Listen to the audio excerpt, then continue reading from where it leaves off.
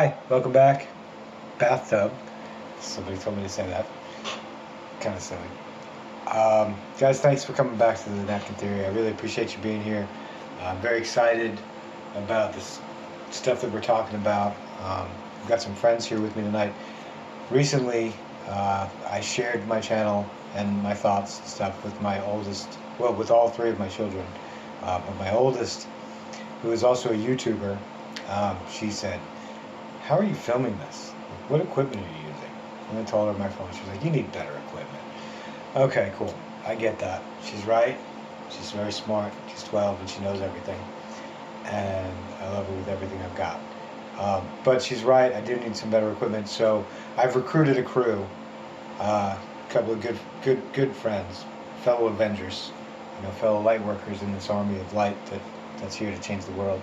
They're here to help me out tonight. So big shout out to my buddy Nixon and to my buddy Joe, who are here to help me with this filming tonight. We're going to actually do 2 cameras. It's going to be a little bit different format. It's going to be a little bit more action oriented. Everybody's excited. A little kung fu fighting. Well, somebody's kung fu fighting in the corner over there. Sorry. But it's all good. But basically, I just want you to know that I'm trying to upgrade this thing. I want to make it better. I want it to be more entertaining for you, and I want to get the point across because there's a reason that I'm talking. It's not because I think I'm really cool or because I think I'm anything special, because I'm not. I'm just a dude, and I struggle with the same things you struggle with every day. I go to work every day and try to make $1 so I can pay my rent, so I can take care of my family, so I can do the things that I got to do, just like you do. I have a magic formula, but it's not the magic formula that you might be looking for if you're hoping for a lottery win. It's a magic formula if you're looking for a way to really appreciate your life. And that's the whole point of the Napkin Theory. I want you to appreciate this. I want you to recognize how wonderful it is, because it's really amazing, and there's a lot to it. And with that being said, I'm gonna jump in. So getting back to it, trying to get into the place where you speak from that carries the message that I'm trying to get across. Like I said earlier, I'm just a regular guy. I do the same thing you do. I go to work every day, and I try, and I try, and I try, and I do the best that I can, and I try to accept the world from a positive point of view as much as possible. And I get frustrated just like everybody else. Man, I have a temper. I have a genetic history. We all have stuff that we carry with us, and I'm no different than anybody else. So that being said, the thing that makes me want to do this or compels me to speak on these things is I feel called. I feel that Spirit speaks through me when I do this, and I'm in the right space, and I'm kind of doing what I'm being guided to do, and it's working out. I'm pretty happy with the way things are in my world, so I'm going to keep doing it. If you keep watching, awesome. And hopefully the upgrades that I'm working on right now will make that more entertaining for you. So that being said, I'm going to get back to what I was saying.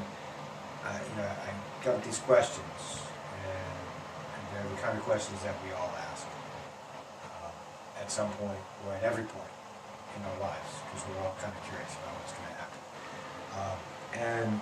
I meditated on these questions for the last few days. I've been trying to film this, and things keep happening and getting in the way. And I know that I'm only supposed to film when I'm supposed to film. So whatever happens, happens, and that's cool. And then when I get to the point where I can actually get on camera, I'm gonna, try to speak the truth that I get. So I'm open to it. I'm open to Spirit speaking on these topics, and I'm going to start with the first one, which I think is a question that burns everybody's mind at some point, and it's what happens when we die?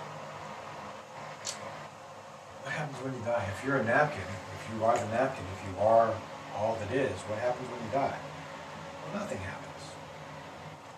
I don't think anything happens. I think you just become aware of yourself in a new way, the same way you do every time you wake up in the morning. The same way you did when you were in the womb, the same way you did when you woke up in your crib. You just become aware of yourself from a different perspective. And it may be a disembodied perspective, and that may throw you off for a minute. But your perception creates your reality, and that doesn't change because your physical body expires. You know, I've said it before, your body is like a spacesuit. It's something that you wear to be human and to be on Earth and to experience this matrix life that we live. And there's great purpose to it, and it's so worthwhile. So it's worth doing, even when it sucks. It's worth doing.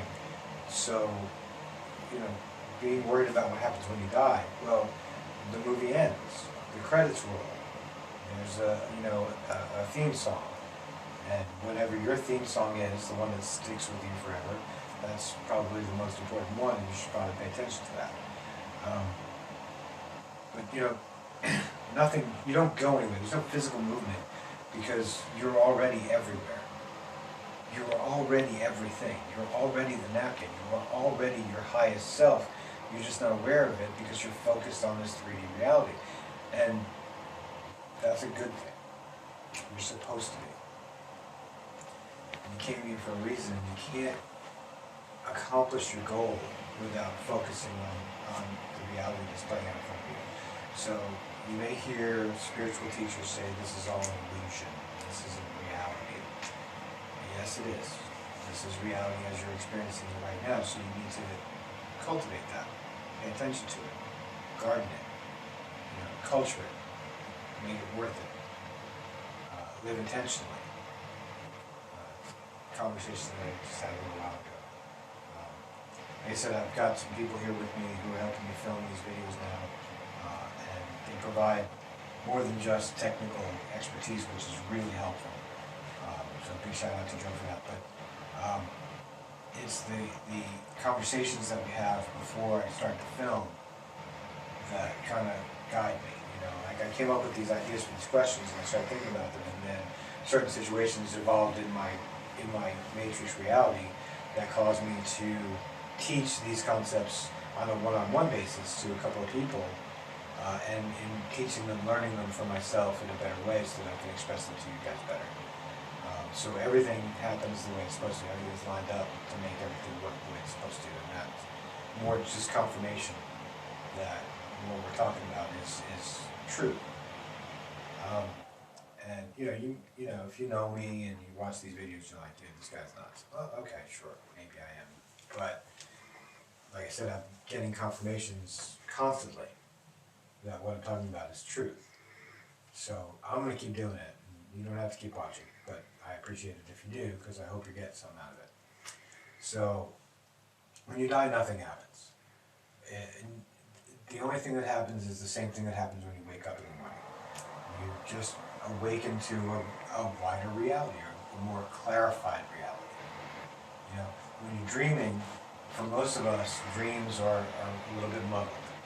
You don't move the way you do in 3D reality. You don't breathe the way you do in 3D reality. You don't relate the same way you do in 3D reality. So there's a lot of abstraction, and there's a lot of symbolism in dreams, and it can be confusing.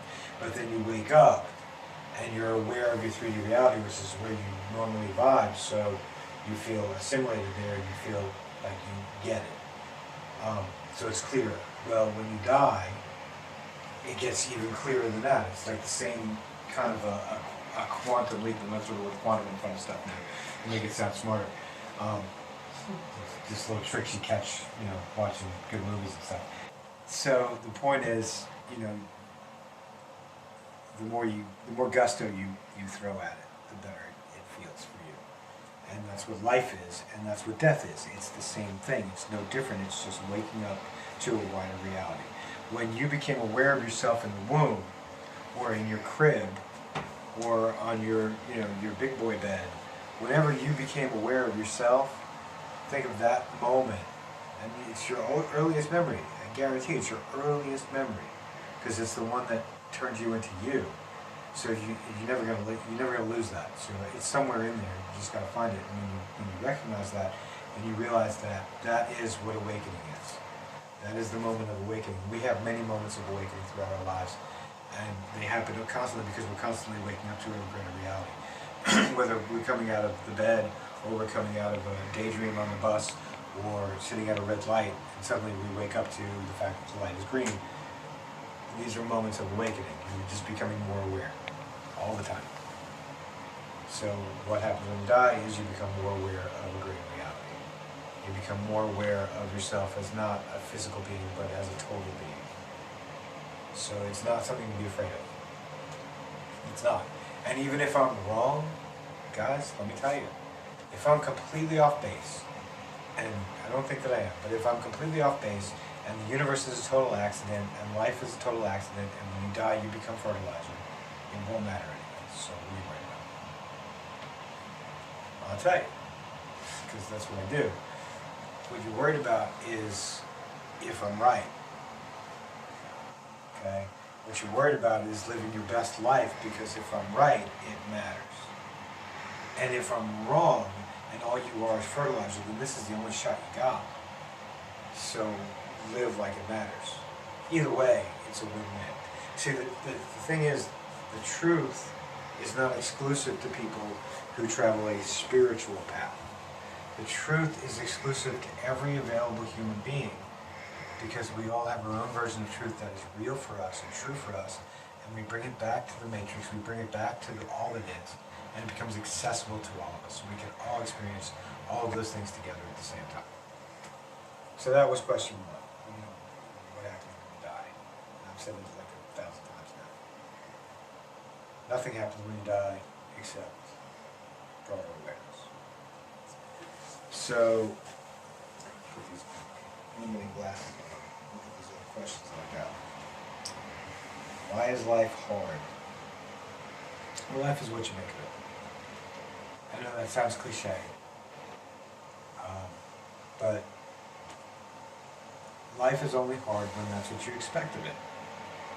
If you honestly look at the experience you're having, and you honestly look at the things you would really like to experience, and when I say that, think about it. Don't just throw something out. Oh, I want $1 million. No. Don't just throw something out. Think about it. Think about what every day would be like if you were living your best life. What would you do when you woke up in the morning? What would you do when you left the house? What would you do for lunch? Think about these things, because you're creating this reality with your thoughts. So the more detailed you are in your visualization of that, the more likely you are to accomplish those things. And maybe you won't accomplish all of them, but you'll accomplish the ones that make you feel the best. Because those are the ones that you put the most energy behind. And when you put energy behind something and you believe in it and you hope for it, and you think it's going to happen, you believe it's going to happen, it's going to happen. So even if you think your career should be some certain title, okay, whatever it is, doesn't matter. And I'm not even going to list it because it's just silly to do so. But whatever your job title is, if that is your goal, if that's what you're looking to do and who you're looking to be, that's what you're going for, and you spit that out into reality, it becomes your reality. What does that look like? Does that look like board meetings? Does that look like paparazzi? Does that look like, clocking in at a factory? Whatever it is that you think is your best, highest good, go for that. But what does it look like? What is it for? How does it serve? What do you get from it? You gotta visualize all of that. You gotta really kind of flesh it out. It's not just a random thought, it's a full-on creation. The more energy you put into it, the more passion you put into the thought of it, the more likely you are to manifest something along those lines. It may be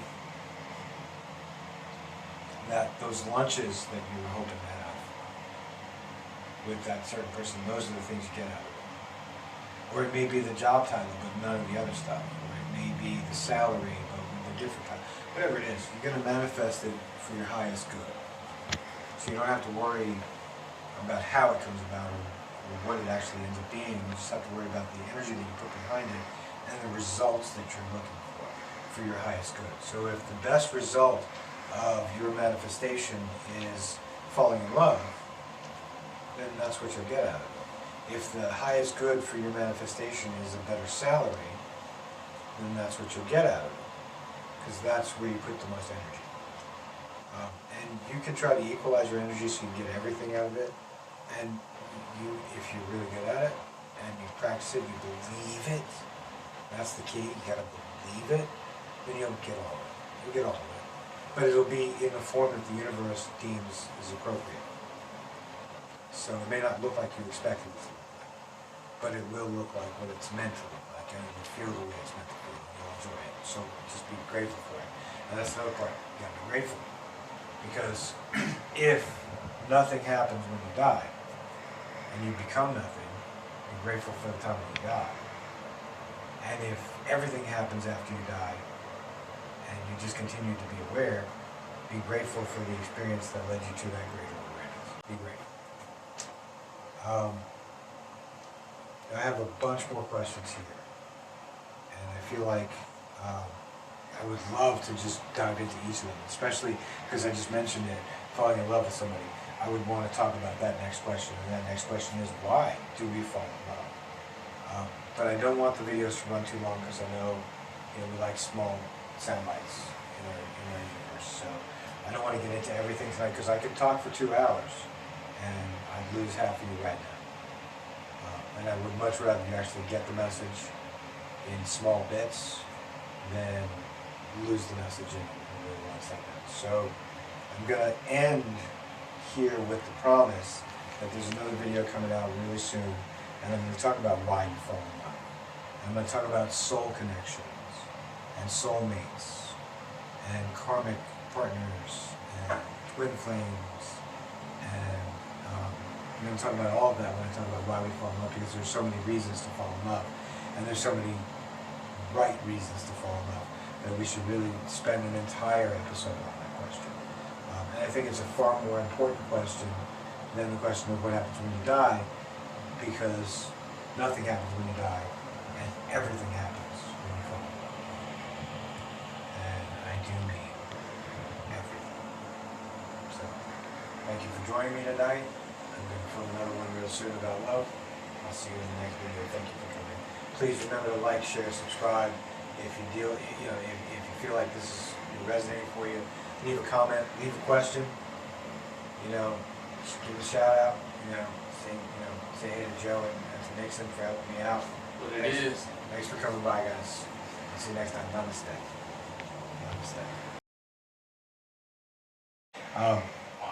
But edit that out, please.